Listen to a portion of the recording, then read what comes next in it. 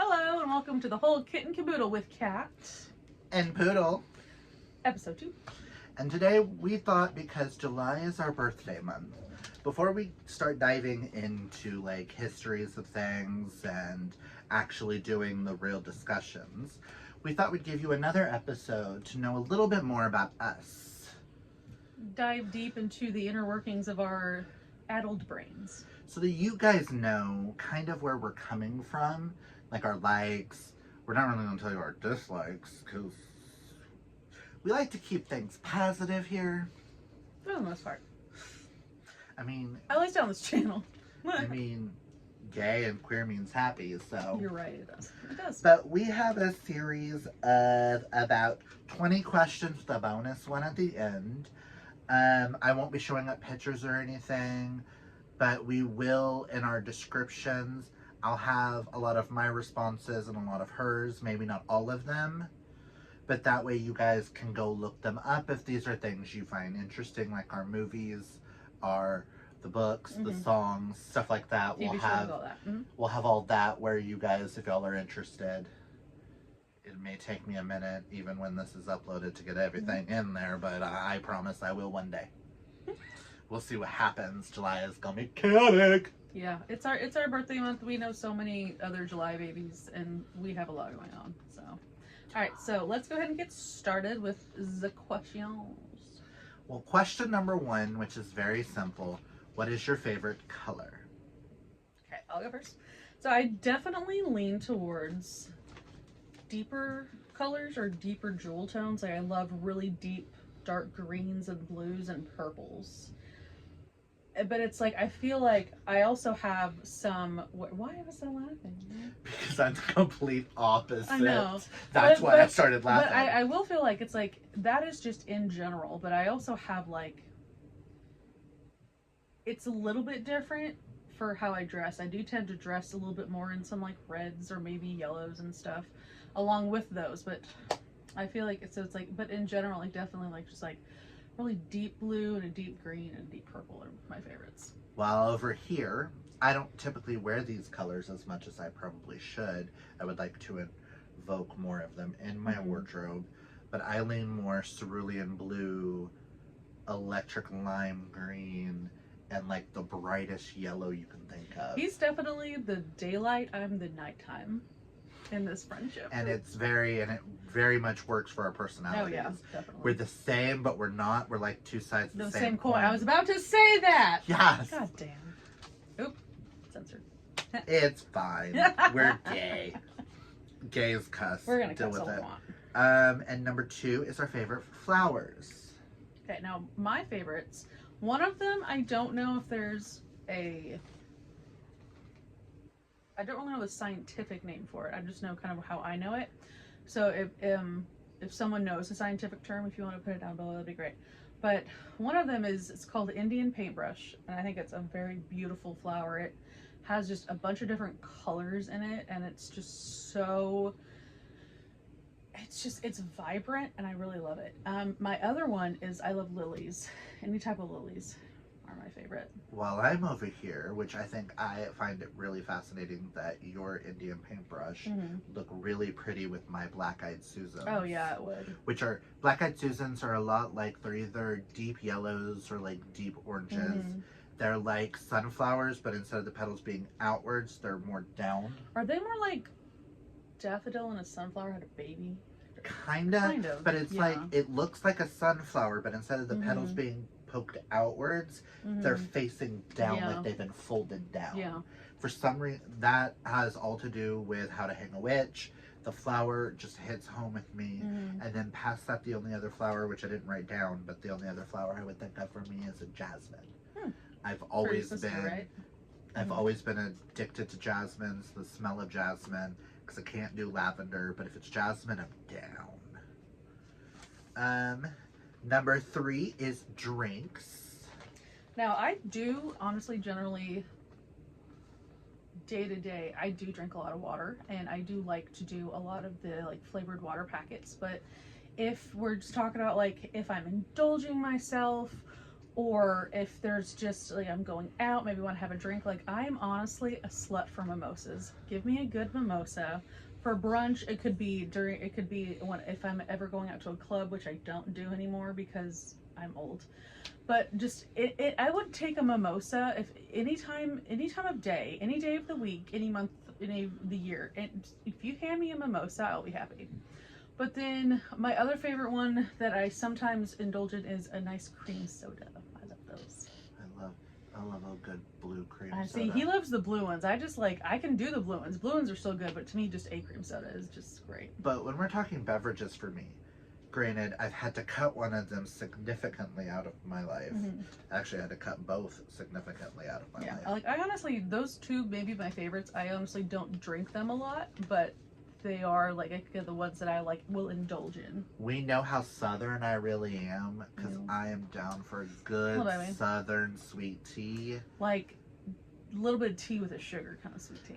We call it diabetic sweet tea because it may cause diabetes, which is what I'm currently trying to deal with. Which is what he gave himself, so. And if I'm out and about drinking, my go-to alcoholic beverage typically is a 7 and 7, which is Seagram 7 and whatever lemon lime soda they have on tap because it's supposed to be 7-Up. I will say, going back to mimosas, like the general just orange juice and champagne is great, but I had one, I think at Alibi's, that they had, it was like a mango orange juice with champagne. That one was my favorite. Look, you and me both just, Boom had a really good mimosa, which was peach juice. It was peach juice in it, and they called it a Tinkerbell because it was the Disney episode. Put juice with champagne. Oh, yes. And give it to me. Okay, let's move on before we're here. Now we're gonna have to have a mimosa night, I swear to God, and do all these mimosas. And next is food. Okay, so I generally tend to lean more towards salty, savory things. I'm not a big sweets person. I do have I know, he's definitely the opposite. I do have sometimes where, sweet tastes good or it's great, but I honestly generally lean towards salty stuff. So honestly, anything potatoes, just give me anything potatoes, carbs, yes. Popcorn, again, popcorn in all of its forms, except for kettle corn, because disgusting. I love sorry. kettle corn so much. I cannot stand kettle corn. Oh, no. I could fuck up y'all some are kettle weird. corn. Okay. And then just any type of kettle potato chip. Just crunchy and thick and just, it's wonderful. Sometimes you just need a good crunch. I do. I love a good texture in my food. There are some times where where the potatoes come in where I want a softer kind of food. So we have pasta or potatoes. But it's but I do generally like a good texture. This is also the girl who will eat ice just because she wants something crunchy. Well, and sometimes it just, I don't know. This is gonna sound suggestive. I love the feeling of chewed ice going down my throat. I knew where she was going with this. I know. It's calming to me. I'm weird. Because we go with it. Yeah, she is the sweet. She's more the salty and savory, while I'm over here with more of the sweet. Yep. But I came up with on my list. I gave us a dinner, and then I gave us a dessert because that's kind of me. Everyone knows that I'm a sucker for a chicken fettuccine Alfredo. Oh, he is. He really is. You put Alfredo sauce, any type of pasta, I'm down. Yep. And then for dessert, if it's not cheesecake, it's always a key lime pie, unless it's fall. And then it's a pumpkin pie. He is very southern white female. Let's move on from food because it's kind of making me kind of hungry. I know, we're now we're and because we're in the library here. The library. The next one is books. Okay. Standalone series, whichever you want to go on. This is probably one of the ones we're going to have a lot of ones we love because we both love books. As I know all of you know, at least for him, it has this channel. But, so, I feel like I haven't found one necessarily in, as much as I do read nowadays, I haven't found one that is on my list of favorites. All of these are ones that I've probably loved for 10 to 20 years. My favorite series is called the Dresden Files, and if any of you love sci-fi or They're in the fantasy. corner. Actually, it's not really sci-fi. I apologize. Like a urban fantasy kind of. It has so many. It literally has comedy. It has action. It has romance. I mean, it has everything to it, and it's one of the best series I've ever read. So there's the Dresden Files. There's also one that's definitely YA. It's a little bit older, but I read it in two of these are, but I read them in high school, and I've loved them ever since. There's Vampire Academy. I will always love Vampire Academy, not the TV show or the movie because they did those dirty, but the books are fantastic. And then also, there's one called the Gemma Doyle trilogy, and it starts out with A Great and Terrible Beauty, and that is also a very good YA one. And I will say, it's just, it's one of those, you see the character and you want to be the character. I love that. And then I have one more, and this is kind of an author that I like too, but I remember I love this one too because our old teacher, Miss Swisher, in high school, she taught a class called Reading for Pleasure. And literally all you really did was read in class. And there was like the one day that I had finished a book the day before. I forgot to bring one in. And so she lets you pick out a book. There's one called The Labyrinth by Kate Moss. And it is a very good, it's just, I can't even describe it. You have to read it. But she also let me have, she had like 3 copies and she let me have one of them. And I still have it to this day. I have a book over there that is tapped by Miss Swisher that she sent to me to read. Yeah. Which is We Ride Upon Sticks, which is women playing hockey with magic and kind of feminist. Something that you might actually like. Yeah, that sounds really good actually. I might have to let you borrow it, and you'll see all of her tabs. Yeah. It's really cool. Well, being my channel, y'all typically know what I tend to love. We all know like Red, White, and Royal Blue, Song of Achilles, Heartstopper, Green Creek. Speaking of Gemma Doyle, I unfortunately DNF'd the series because I couldn't get into it. I love that one. But her series, The Diviners, have you read it? I started to, and then I don't know why I didn't finish, but I need to. The last book, which I never finished, which the series has been on hold from the house, but the last book is supposed to tie in with Gemma. Like Gemma's supposed to make an appearance in the last I think I one. remember you told me that. I will say, I know you DNF'd it. Try it again because it gets really good. And the ending of the third one, I made it quite a bit into the cry. first one. I was just so bored. Oh my god, it gets gay. In comparison to the Diviners, It gets gay. Diviners is super gay. This one is also super gay. I might have to. You might have honestly, this is one of those on UDNF, but I might have to have you do it again because it gets a lot better. It gets really good. But we all know what I love, what I don't love when it comes to books and stuff like that, and I'm learning to narrow my taste so that I can, when I'm purchasing, I know exactly what to look for. Oh, this has this in it. I won't buy it. If it's something I'm still interested in, I'll get the audiobook or I'll read it on KU. Yeah. Past that, I'm trying to cut down. If you see, we're running out of space here. Cut down on books I'm bringing in, and if I'm bringing in, they must be ones that I know for a fact are going to get like a 3 or higher. Yeah. Okay, next. So actually, one more thing. So I would say one person that literally just came to mind. If we're talking about newer books I like, I am definitely more of a romance smut reader now. And one of my, especially her monster smut. As I was about to say, thank you. One of my favorite authors nowadays is Lillian Lark. And if any of you even remotely like monster smut, you know who she is. So, yeah. Also, if you have any recommendations for either one of us, based on our likes and dislikes of this list, comment down below if there's things you want us to try in movies, any of that. Just FYI. Next is our favorite movies. Okay. So I definitely have, I think, genres I like. I'm not I really don't like horror.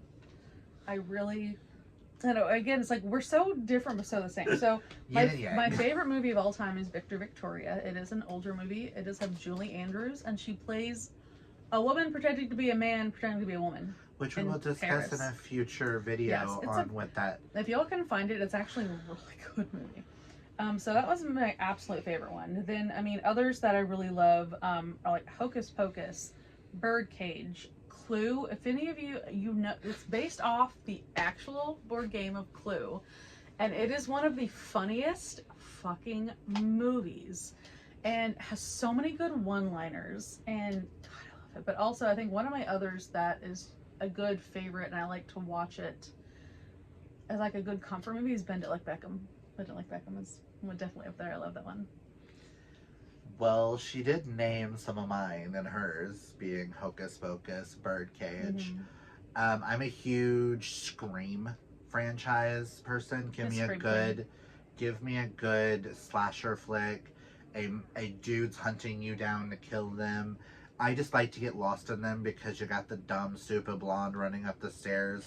That would be me, let's be honest. It's either that or I'm the one that's going to be like, really? You're going to do that? Really? That would and then be I'm me. Die. Okay, I am the one that's in those, State Farm commercials when they do, it's like, the ones they do at Halloween, the one I'm talking about, where there's that group of people are running around. They're like, let's go hide out in the cemetery. No, let's go hide out in that shed with all the knives and stuff. Why don't we just get in the running car? I'm that bitch. That's like, what the fuck are we doing? There's a running car. Why are we running into scary shit? I'd be the one to be like, y'all have fun. I'm going to the running car and getting the fuck out of here. But also to add to the movies and stuff is stuff like First Wives Club. I forgot about that one. I'm so addicted, mad. First Wives Club. But then I'm also, I didn't write it down because I tried to like narrow down, but it's hard for us sometimes. I'm a huge Marilyn Monroe fan, and Gentlemen Prefer Blondes. Oh, something about that. And because Marilyn is in it, it is not a Marilyn movie. All About Eve. Those two are my favorite classic movies of all time. Anytime you put them on, I'm down, I'm singing, I'm there with Betty Davis and going, nah, this bitch is crazy, we need to get rid of her.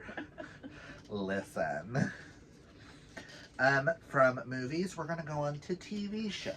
Okay, now I feel like I don't know a lot of people in my own personal life who like a lot of these. Now, some of these I think are definitely like, I would call them almost like cult classics or really popular ones, but like my favorite one of all times is Psych. I love Psych. And I don't feel like a lot of people either remember that show or ever watched it, but it's a funny psychic cop TV show, and it's so funny. It's so good. Yeah, but it's just look it up. It's funny. And then Big Bang Theory to me is always a good one. I think it's absolutely hilarious. I didn't write that one down. I know, so I feel like we're gonna keep doing this. Criminal Minds, I will say, as much as I'm not a big horror fan, Criminal Minds, I can watch Criminal Minds. Is definitely my favorite ones. And then another one I really like, because I do tend to like some kind of history, or kind of, I would say kind of cop, but not really cop. That's why I kind of like Psych, because it's like he's a private psychic detective, but it's really funny. But the Librarians. Oh my god, yes. A, the TV movie, and B, the TV show. The three TV movies. I was gonna say the TV movies and the TV show were so good. It's like and it's coming back. I know, I'm so excited. So those are definitely kind of where I tend to gravitate. Those kind of TV shows. She's more there when I'm more over here with my all-time favorite show will always be Charmed. You could put any episode on at any moment. I will stop anything I'm doing. I will watch it. I will quote it. I will live it. Listen. I'm also a really huge Criminal Minds fan. I'm Big Bang Theory, The Librarians. Some that never really get talked about are shows like Queer as Folk. Original Queer as Folk will always hold a place in my heart. It was the first really queer show. Stuff like Dawson's Creek is where I saw my first gay person on television. One's like Queer as Folk, and then what's the lesbian one? The L Word. L Word. I don't dislike those shows. They're just not my type of show, and I always wish I could get more into them. So weird, but because it's like, you love Bridgerton. I know. Again, I don't understand it. That one probably because it's more of like a historical romance. I do love Bridgerton. I will say I'm a big Bridgerton fan. I love how gay they're taking it. If anyone hates how gay they're taking it, leave. They're part of the problem. Okay, then you are part of the problem. When the author has been there and is approving all of this. Exactly. So, but I think that's why I love it, is because I'm not always a big fan of like period romances, but I think what I do love about Bridgerton is how they're turning it on its head and making it for the 20th century, for 2024, and they're bringing more people and more POC characters and all these type of things in it, and how sex positive they're trying to make it, and just all this different stuff that is, it's literally not your grandma's, not your mom's period romance. That's why I love it. I'm also gonna throw out there Teen Wolf. We all know how addictive I am to that show. And then I don't know if this one will count for this one or later for guilty pleasures, but I'm a sucker for anything in the RuPaul's Drag Race world. I'm coming from being a former drag queen. I love seeing local queens getting some limelight, but still go out and support your local bars, because go support all the there are so many fucking amazing queens that have never made it on the show. Also, go support your local drag kings. Drag kings are a thing. Kings, queens, non-binary performers, burlesque monsters, performers, burlesques, yes. all of it. All Go of it. support your local performers. Go support your local artists, your local performers. I mean, there's probably a bunch of different resources you can find for your area where you could find a performer to go see of any kind. Now, because we talked movies and TV shows, we're going to talk musicals. Now, because that is gay as fuck. Yes. Now, I'm definitely not as big of a musical fan or stan or fanatic or hopeless addict as this one over here. But I do definitely have some. So a classic one that I think was definitely one of the first ones that got me kind of into musical theater is Phantom of the Opera. I will always love Phantom of the Opera. I hate it so much. It's I don't know, it's one I think that will always just it got me into musical theater, so it'll always kind of be that there for me. But my other two favorites are definitely more recent ones.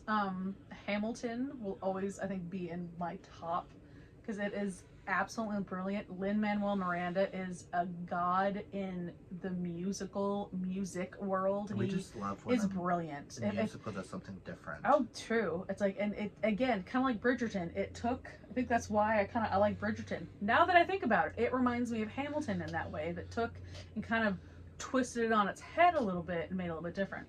But also Six. Six is absolutely. It's beautiful and it's historical again. I'm a history bitch. I love history, and the fact that it's taking the Six Wives of Henry VIII and made a musical about it, and it's funny and sad and just girl power. Okay, girl power.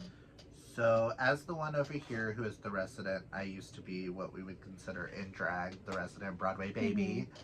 Because I'm just so addicted to my musicals due to my sister loving music and television and me trying to find anything and everything that would blend the two, and we would watch all these weird different ones I would find at the library.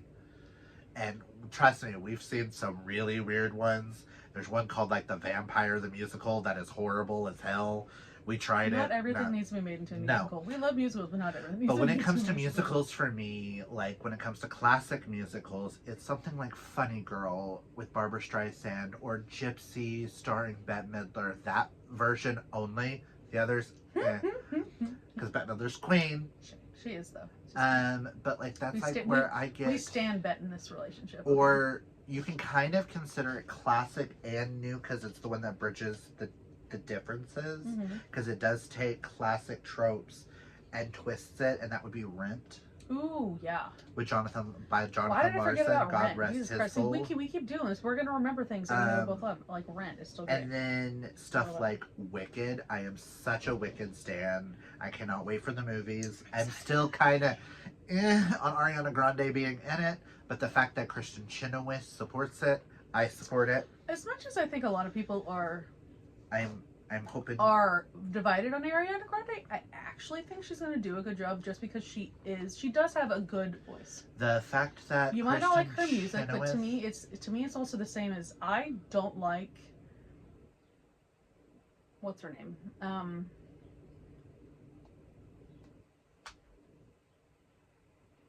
Glitter. Movie Glitter. Is that Mariah Carey? Mariah Carey, thank you. I hate Mariah I hate Carey. Mariah Carey, but I will look at you and say that she has a fantastic fucking voice. Or did at one point. Her voice, did, but it's like her voice, her range, like, is great. Did I like her music? God, no, I could not stand it. But to me, it's kind of almost a little bit the same like Ariana Grande. I can appreciate because I know she has a great range. She has a great voice, so I can see her actually doing this character good. But I'll wait to, like, settle that in my mind when I see it. I will state, the only reason why I'm giving her a little bit more grace and actually excited to see what she can do is she met Kristen Chenoweth when she was a teenager. She won backstage tickets. It was before she became famous, and she has been friends with Kristen ever since. Now, once she was cast as the role, she called Kristen Chenoweth herself, and they worked on every song together. Good. That is why I'm a little hesitant, It's showing because she's it's trying to take this seriously, casting a pop star in a role that is so iconic that I feel like that's a little. But I'm gonna fucks with some Cynthia Erivo when she does Defying Gravity. I am going to die. Cry. We're gonna cry and die. But then Maybe newer musicals that I have become obsessed with, stuff like Waitress. I watched Waitress by myself. I drove to the movie theater and more on one of those weekends that Sterling was hanging out with his friend, and no one really wanted to like go see it with me, so I went by myself. And the fact that the movie version that they created had Sarah Bareilles in the starring role, I cried. She's underrated. So hard with it. Then you have things like Hadestown, which is the flip on the Odyssey, where, well, the story of Oedipus and his wife. Oh, okay. When they go down into hell, and he saves his wife, but he can't look at her until they exit hell. And it's like a steampunk version of it.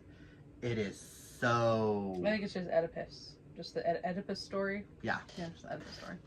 And then I've got to give a shout out to one that is currently on Broadway right now. As an Okie, I have to give a shout out to The Outsiders. Yep. It's doing so well. It it's so beautifully done. done. Didn't it win a couple Tonys? It did. It did win a couple Tonys. It won Score, I do believe. You would know, I would not. And it won like 2 others. But, and for Best Revival, I will say currently is Merrily We Go Along, which I used to hate. And I hear the version now with Jonathan Groff and Daniel Radcliffe, and then whatever her name is in the middle. The way that they do it made me fall in love with another Sondheim one that I never thought I would ever fall in love with. But yeah. So let's move on to the next. We could seriously talk about some of these forever. We have to like limit ourselves. Number 9 is celebrities. These are i.e. not singers. Yeah. Is what I was kind of going for with this. Okay, so. Well, they can be singers, but it's like. One of my. You know what I mean. My definite current favorite celebrity is Nicola Coughlan from Bridgerton. Also from Dairy Girls. Funny fucking show if you have not watched Dairy Girls. I fucking love Dairy Girls. But I love her not just because of, I feel like because you see her in stuff like Bridgerton, which is definitely more of a serious show, and then you see her in stuff like Dairy Girls where she is absolutely fucking hilarious. It shows her range, and I love being able to see an actor do all these different kinds of acting, you know, they're not kind of stuck in a certain role. She's also a great activist. She is absolutely body positive. And I love, even though a lot of people want to call her plus size, she's not plus size. I think it's because she maybe holds her weight in a few different areas. She's the nowadays Marilyn. She's like a size 8, maybe a size 12. Like, she's not plus size, guys, okay? I'm plus size.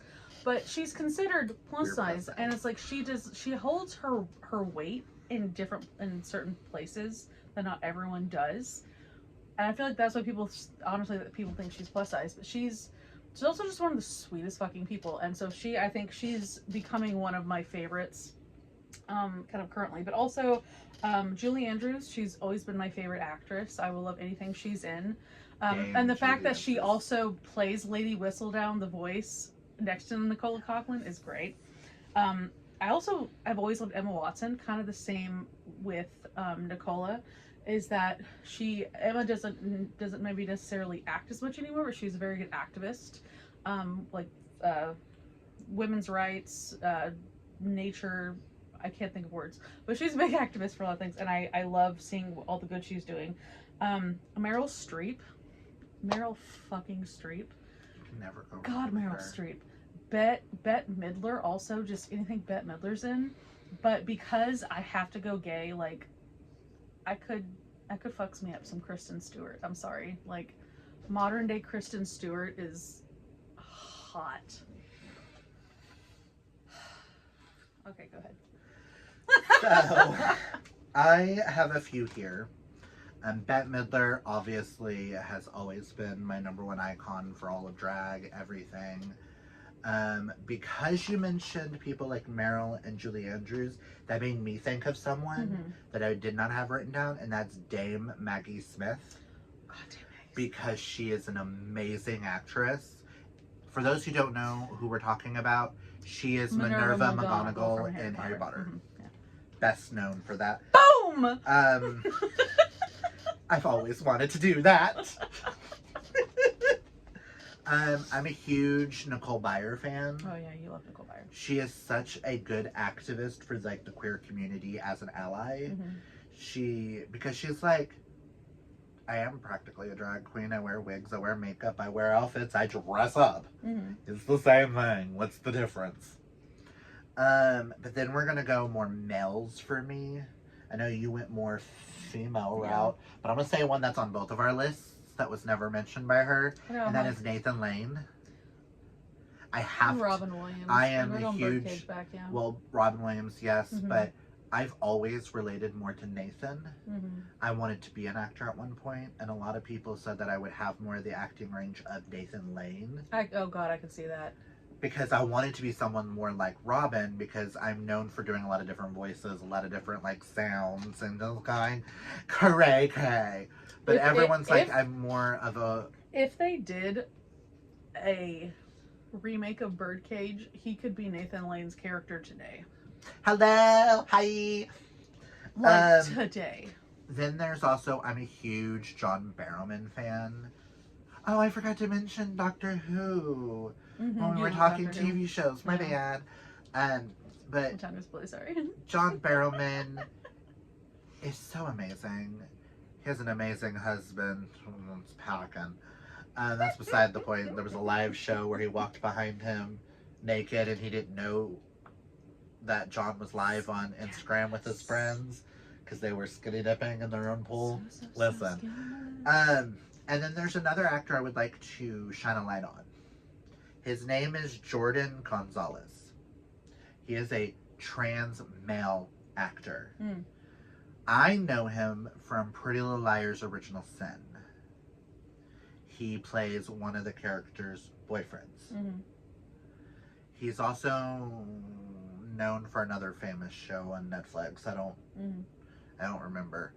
But we need more emphasis on trans actors as well. Trans are non-binary too. Yes. Like, I'll say there was Especially, I'm not gonna remember their name, but there was a TV show that had I liked it and had one season. It was called Deputy, and it's basically about like the sheriff's department in like LA, California, and it had an actor on it who I think at that time was non-binary, but has now either come out as non-binary, like trans non-binary or trans, and they've transitioned to a male. But I think at that time they were, I think, more of a female, and it showed them also having just like, you know, a lesbian like relationship on there. And I love that because honestly, anytime, even if it's a main or a side character, if a TV show or a movie has like a trans, a lesbian, a gay, non-binary character, it makes me want to watch it more. Honestly, it does.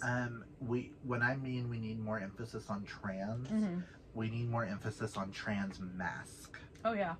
because we do We have do. a lot. No, we do. We Yeah. do have a lot of shining lights on trans females and stuff like that, but we With don't. Pose, because Pose, I think, brought a lot of them to light. But we don't have a lot of trans masks. No. And that That's is what why I Jordan like is Jeffrey fighting. too. Jordan is fighting for more trans mask representation in Hollywood. I think that's why I liked Deputy too, is because I think even in the show, what they were almost starting to do is kind of bring them out as either non-binary or like trans. Speaking of non-binary, the new spinoff of Sex and the City has Sarah Ramos? Sarah Ramos, who's also known for Grey's Anatomy. Grey's Anatomy, yeah. Playing a non-binary actor playing a non-binary role, playing themselves actually on the show, dating Miranda's character, because Miranda, being a lesbian actress herself, wanted her character to come out late. Granted, it was late in life, whatever. I mean, but that happens, and it happens, and it's like it's something that can happen. It's not like it's there are some lesbians that come out, or gay people come out later in life. It's now more accepted, so you see it happening a lot more now, and I love it. Love it. Well, now we're gonna move from celebrities straight into singers. Okay, so I think my favorite singer musical artist is Walk the Moon. I love them. I feel personally like at least most of the stuff that I've heard is kind of a little bit more 80s kind of inspired, and I really kind of like it, and their stuff really makes me just kind of want to get up and move. But I actually I feel like a lot of sapphic artists. Like, I'm very into like indie sapphic people. Like some of them might be even indie, but any like indie sapphic artist is definitely on my Spotify right now. But Fletcher, big fan of Fletcher, hot as fuck, like dear God. A band, I don't know if I'm pronouncing it right because I don't know. I think it's Muna, Muna. They're also like a lesbian band, and Muna. they are. It's either Muna or Muna, one of the two. All their music is great. One of the ones that I've loved for a while is ZZ Ward. Hers is kind of definitely more of a, I think, folksy kind of, I don't know, it's like a folksy rock kind of, just, I don't know, funky kind of stuff. It's beautiful. I love it. But I'm also, of course, a big fan of like Sleep Token and Hozier. Like, two of them right now, like, just, God, just damn, fuck me up. Okay, just Jesus Christ. See, and then on my side of things, this is where the basic Southern white girl comes into play, where I'm a huge Swiftie. He's a huge. Like, I made him Taylor Swift friendship bracelets for Christmas. Aha. Yeah. Listen, I have been a fan of Taylor Swift since Teardrops on My Guitar came out. When I was doing drag, though, I kind of tried to stay away from Taylor because I knew a lot of people, like, made fun of people who liked her and stuff like that. I don't see Taylor Swift done a lot in drag. She's not... At least not in Oklahoma. At least not in Oklahoma. Yeah. I did do a few of her songs. I have done a few of her songs in drag. But I tried to steer clear. I'm also really big into country. So, like, my Reba, my Dolly... I'm a huge Kelly Clarkson fan. Sort of like my white basic bitch comes into play. Then you move over to the gay side, and I fuck some shit up for some Orville Peck. Oh, yeah, he loves Orville Peck. That man is stunning, and I call him the nowadays Elvis. Because when you hear his voice, it's like a country version of Elvis, and I just... I'm a huge, I'm a sucker for, 90s R&B music as well. I do listen to a lot of Salt and Pepper, TLC. I listen to a lot of nostalgic music, Hilary Duff. See, if we're talking like I can definitely do nostalgia. I have a early 2000s pop punk playlist, which has Sum 41, MCR. Fall Out Boy, MCR, Panic at the Disco. I mean, that's just off the top of my head. Blink-182, but see, to me those are ones that I love, but they're not some of my favorites. But it's but do I love listening to a good playlist like that? Yes. I have a hype list that I keep adding things to it. Mm-hmm. I'm a sucker for Haley Kiyoko. Oh yeah, I love Haley Kiyoko. I saw her in concert when I went to go see Panic at the Disco. She opened for him, and me and my cousin started laughing because we were like, we finally got to see Lemonade Mouth in person. The best part of it. Sorry, Bridget Midler. Even though she's doing pretty good now. Yeah. Yeah. But I've been getting into a lot of queer country artists too lately. The brothers Osborne, where one of the brothers is gay and the other one is straight, and they are very active in the queer community. They are very down to helping. I don't remember. Never mind. They're close to here.